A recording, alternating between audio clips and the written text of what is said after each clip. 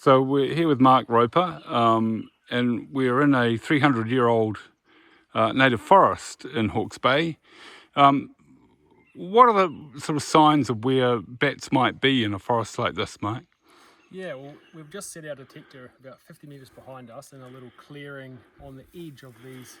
It's a nice old remnant. It looks like a floodplain forest. So we've got some totara, matai or miro, some quite big trees up and behind us here that you can see, and we're on a nice big, like a river plain flat. So too wet for pine trees. So this is a nice little pocket that's been reserved here.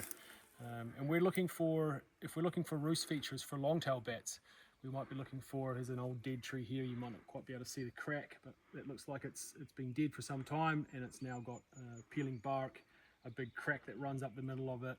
There's a lot of double leaders, which can create cavities where those leaders meet. Other natural cavities, peeling bark, totara is quite good for that. We're essentially looking for anything that's a big enough tree and old enough that starts to have the ability to form cavities, cracks, fissures, broken branches, anything that can create a space for a bat, which is only about the size of a mouse, to crawl inside. In some times of the year they crawl inside and form a maternity colony, so a number of bats at the same time. Other times of the year they can be roosting individually. So the range of features that you can find in a place like this is quite huge.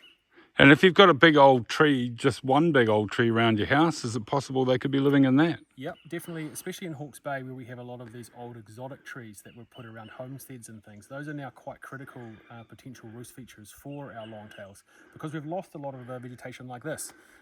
Big old matai would have been milled, our totara and remu, it's all very good timber of course, our high quality native. So any old trees, macrocarpas, anything old and big around your house or local reserve is now critical habitat for our longtails in Hawke's Bay.